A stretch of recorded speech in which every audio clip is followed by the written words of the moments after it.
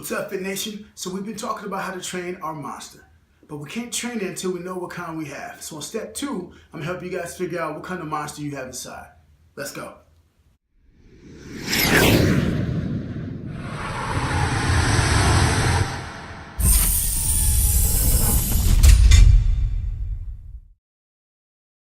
Alright, so in order to train our monster, we have to know what kind we have. And what that means is, we have to know our body types. There's several different types of body types out there, such as ectomorph, mesomorph, endomorph.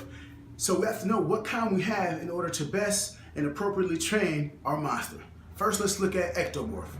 Alright, so ectomorph. These are the people that are skinny, small chest, small shoulder, very lean, small frame, and have a very, very high metabolism. These are the type of people that couldn't gain a pound if they ate a pound. So let me give you some popular examples of ectomorphs.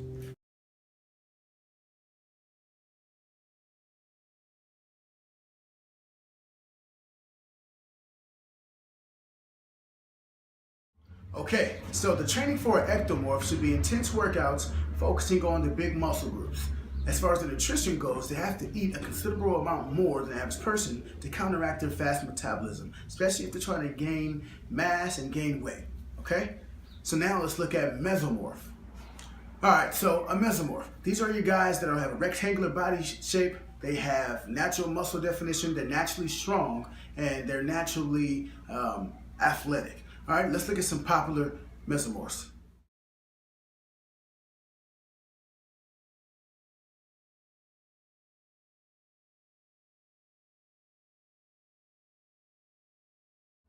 Okay, so a mesomorph can train in any kind of methodology he chooses because their bodies are kind of built for it. Weight training is always great, cardio is always great. Mesomorph can gain fat, however, easier than say an ectomorph can, so they have to be cognizant of that and their nutrition.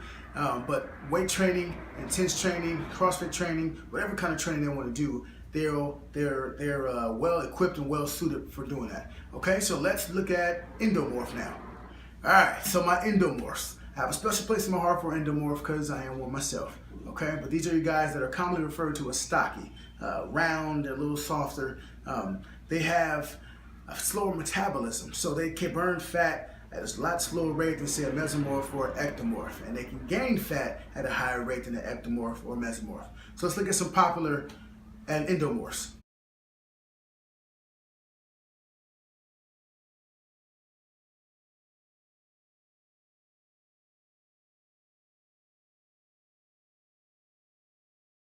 All right, so training for endomorph should be cardio, basically.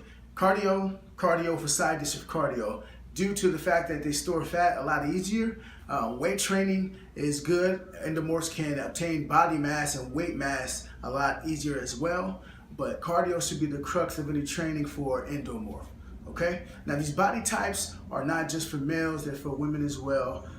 There are different shapes that women tend to have, such as the pear shape, hourglass shape, but the body types are still the body types, and so you have to plan your training according to what type of body type that you have. Okay, so now that we discussed the various body types, we want to make sure that we set appropriate body goals, because it makes no sense for me as an endomorph to have aspirations on looking like an ectomorph. It's just not the way my body is genetically made up, okay?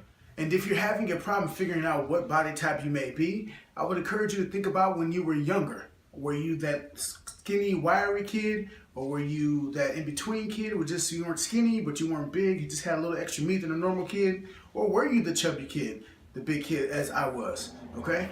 That will give you a natural indication of what your body type may be or what your body type is meant to be. Because as we get older, our body changes, and so you might not look like you were an ectomorph, what you may have been, or you might not look like you were a mesomorph, what you may have been, because your body has changed so much from when you were younger to where you are now. All right, so that's the first half. Here's the second half of step 2. The second half is where you establish your inspirations and your motivations. Please see my earlier video on inspiration versus motivation and what the difference between the two are. And so you want to establish those before you get into the training part of your process and your journey, so that when you have those days of self-doubt and those times where you're tired and want to keep going, that's when you lean on your motivations and your inspirations to help you push through. Okay, so that's step 2. And step 3 is going to be training, how to get into your training, how to start, when to start, what time you should possibly train. We will delve into all that stuff in step 3. But until then, those of you who are already on your journeys, keep going. Those of you who have yet to start your journeys, let's get going. And let's promote change in every aspect of our lives. And as always, I thank you guys for the love and support. Thank you.